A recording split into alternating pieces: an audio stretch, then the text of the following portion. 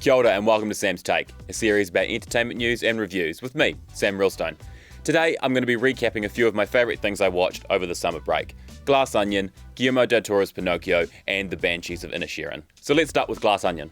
Directed by Rian Johnson, the film is a standalone sequel to 2019's Knives Out, with Daniel Craig reprising his role as the master detective Benoit Blanc, taking on a new case revolving around tech billionaire Miles Bron, played by Edward Norton, and his closest friends. The ensemble cast also includes Janelle Monáe, Kathryn Hahn, Leslie Odom Jr., Jessica Henwick, Madeline Klein, Kate Hudson, and Dave Bautista.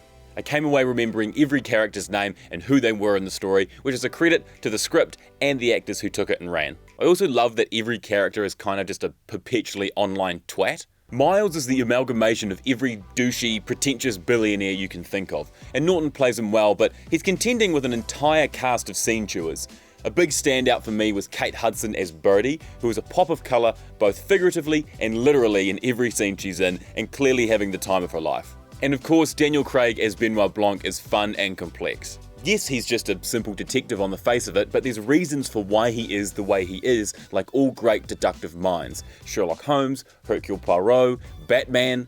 Again, you can see Craig having a blast, free from the commitments of 007. All of the characters are made distinctive with the work of returning costume designer Jenny Egan. Everyone has their own unique, colourful wardrobe that also contain clues about who they are and how they fit into the mystery.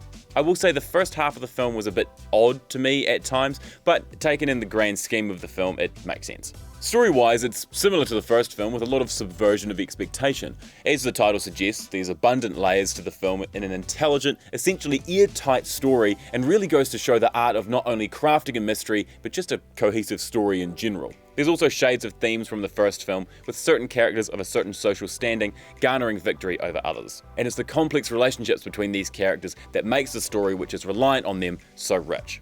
Guillermo del Toro's Pinocchio.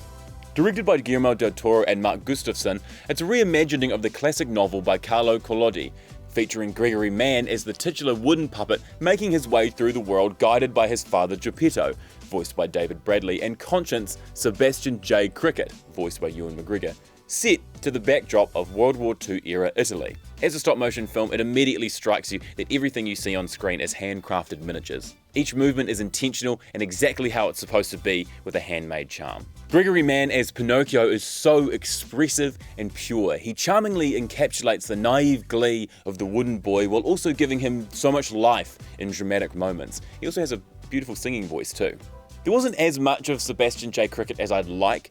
Ewan McGregor has so much expression and emotion in his performance for what I thought was an interesting portrayal of the character. He almost begrudgingly and reluctantly takes on the role of Pinocchio's guide, which of course is a departure from what most people will see when thinking of the character.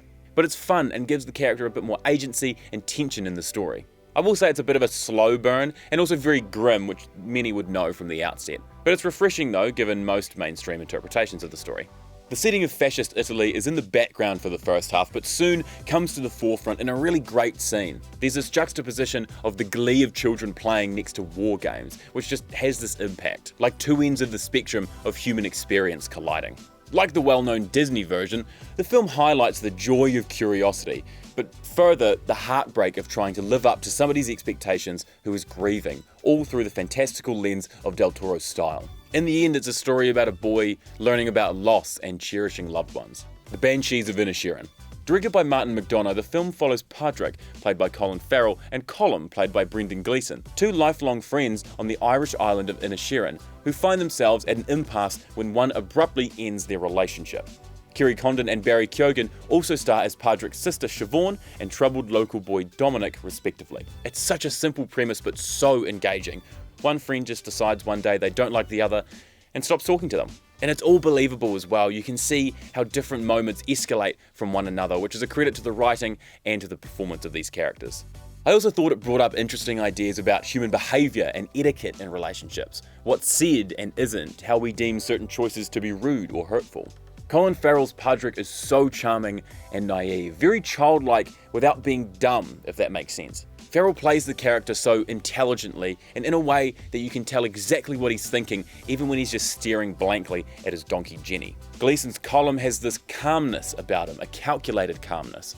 He and Farrell bounce off of each other wonderfully. The almost erraticism of Patrick and the stillness of Colm creates this tension that draws you in. And Barry Keoghan as Dominic is once again making immensely deliberate and calculated choices in his performance. I found the character immensely heartbreaking, which I imagine is the point of him, and Keoghan is, as always, giving it 100%. The film is immensely performance-driven, and like a theatre play, it focuses on a small set of distinct characters in a seemingly low-stakes situation. But it's the relationships between these characters which make the story rich. I could see McDonagh's history as a playwright, seeing how each scene and setting would play out on a stage. So those are just a few of my favourite things I watched over the summer break. Thank you so much for watching this episode of Sam's Take, and I'll see you next time for more entertainment news and reviews.